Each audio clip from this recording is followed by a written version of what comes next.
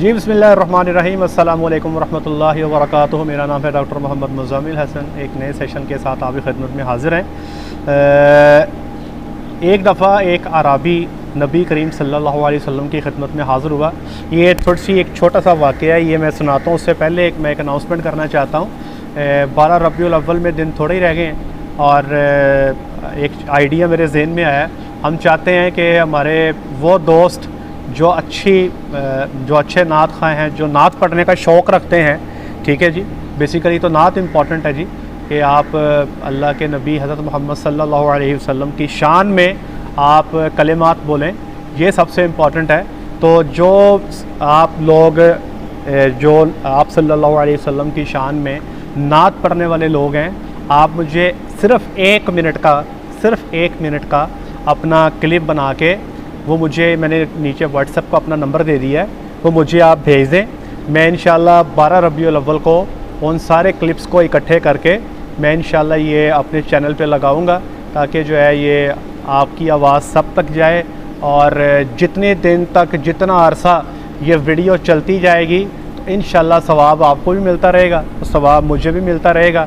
اللہ کی ذات جو ہے ہمیں اپنے اعمال میں اخلاص عطا فرمائے جی۔ بے شک انسان کی وہی عبادت قبول ہوگی جو خالصتاً اللہ کی رضا کے لیے ہوگی۔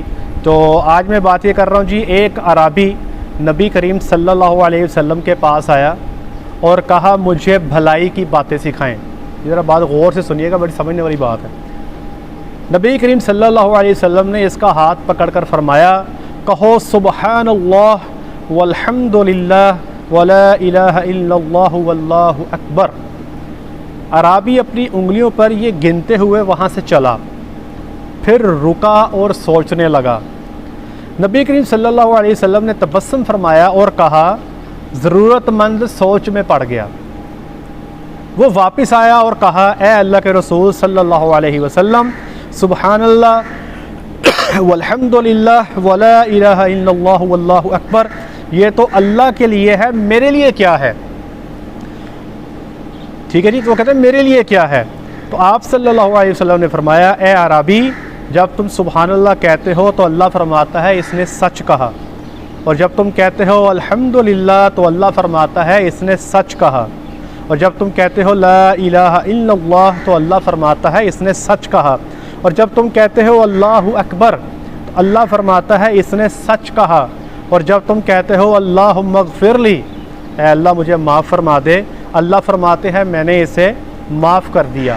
جب تم کہتے ہو اللہم ارحمنی، اے اللہ مجھ پر رحم فرما، اللہ فرماتے ہیں میں نے اس پر رحم کیا، اور جب تم کہتے ہو اللہم ارزقنی، اے اللہ مجھے رزق عطا کر، تو اللہ فرماتا ہے میں نے اسے رزق عطا کیا۔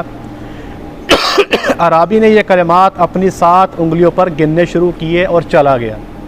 تو بات قصہ مختصر یہ ہے کہ یہ اعمال ہمیں اپنی زندگی میں شامل کرنے چاہیے۔ یہ چیزیں جو ہیں جی یہی آپ کے اینڈ پہ کام آنی ہیں۔ تو ہمارے ایک بزرگ ہیں جی، مجھے ان کا نام یاد نہیں ہے، وہ کہا کرتے تھے کہ اگر تو حساب کتاب شروع ہو گیا نا جی قیامت کے دن، تو پھر پھنس جائیں گے۔ اور ہم عمومی طور پہ کہتے ہیں کہ آڈٹ جو ہے نا اس سے نکلنا بہت مشکل ہوتا ہے۔ سرکاری جو فارمز پہ لوگ کام کرتے ہیں نا، یا سرکاری اداروں میں جو کام کرتے ہیں، ان کو پتہ ہے یہ آڈٹ کیا ہوتا ہے، آڈٹ کے پیرے کیا ہوتے ہیں، اور اس میں کتنے پرابلمز ہوتے ہیں۔ تو اللہ تعالیٰ کی ذات اگر اس حساب کتاب شروع کر گئی نا جی، تو پھر بڑا مسئلہ بن جائے گا۔ تو پتہ نہیں وہ کیسے جو ہے نا جی وہ معاملہ پھر آسان ہوگا ہمارے لیے۔ تو اللہ کی ذات سے دعا کرنی چاہیے کہ اللہ کی ذات بغیر حساب کتاب کے جو ہے آپ کو، مجھے، ہمارے تمام سننے والوں کو جنت الفردوس میں، بلکہ ساری امت محمدیہ کو جنت الفردوس میں جو ہے وہ داخل کر دے۔ اور ہمیں ایک دوسرے کے لیے دعا گو بھی ہونا چاہیے۔ اور میں اس میں ایک چیز ایڈ کر دوں کہ نماز جو ہے نا جی، نماز ایک ایسا عمل ہے جو اس چیز کو گارنٹی کرتا ہے۔ نماز پڑھنے والے کو نا جی کئی فائدے ملتے ہیں۔ دنیا میں رزق کی اللہ تنگی اٹھا دیتے ہیں۔ نماز پڑھنے والے شخص کی دنیا میں اللہ رزق کی تنگی دور کر دیتے ہیں۔ اب آج کل ساری جنگ کس کی رزق کی ہو رہی ہے؟ ہم ایک دوسرے کے ساتھ ایک دوسرے کی ٹانگیں کھینچی جاتی ہیں، اور پتہ نہیں کیا کچھ کیا جاتا ہے، پالیٹکس بھی ہوتی ہے، سارے لوگ پیسے کے پیچھے دوڑ رہے ہیں۔ تو اللہ رزق کی کشادگی کر دیں گے اگر نماز کی پابندی کریں. جب قبر میں جاتے ہیں تو اللہ قبر میں آسانی والا معاملہ فرمائیں گے, نماز کی پابندی کریں. جب آپ قیامت کے دن اللہ کے حضور پیش ہوں گے تو نامہ اعمال آپ کے سیدھے ہاتھ میں ہوگا, نماز کی پابندی کریں. حوض کوثر سے ایسے تیزی سے گزر جائیں گے. ٹھیک ہے جی, یہ حوض کوثر تھا جس میں سے گزرنا ہے ڈاکٹر صاحب, پل صراط میں سے تیزی سے گزر جائیں گے. نماز کی پابندی کریں اور بغیر حساب کتاب کے اللہ جنت الفردوس میں داخل کریں گے. نماز کی پابندی کریں اور یقین کریں اللہ تعالیٰ کی ذات جو ہے نا رحمت ہی رحمت ہے, اور بس اللہ سے گمان یہ رکھیں کہ وہ رحیم ذات ہے, رحم کرنے والی ذات ہے. تو جتنا جیسا اسے گمان رکھیں گے نا اللہ کی ذات آپ کے ساتھ ویسے ہی ہے. تو میں تو عمومی طور پہ جی ان علماء کو سنتا ہوں جو اللہ کی رحمت کو بیان کرتے ہیں, اس سے اللہ کی محبت آپ کے دل میں پیدا ہوتی ہے. تو جتنی اللہ سے محبت پیدا ہوگی اتنا ہی ہم اللہ کے نزدیک بھی ہوتے چلے جائیں گے. اور تو خود فرمایا گیا ہے کہ اللہ آپ کے ساتھ ویسے ہی ہیں جیسے بندہ اپنے اللہ سے گمان کرتا ہے. تو ہماری دعا ہے جی کہ اللہ کی ذات ہمیں پوری امت مسلمہ کو, پوری امت محمدیہ کو قیامت کے دن جو ہے وہ بغیر حساب کتاب کے جنت میں داخل فرما دے.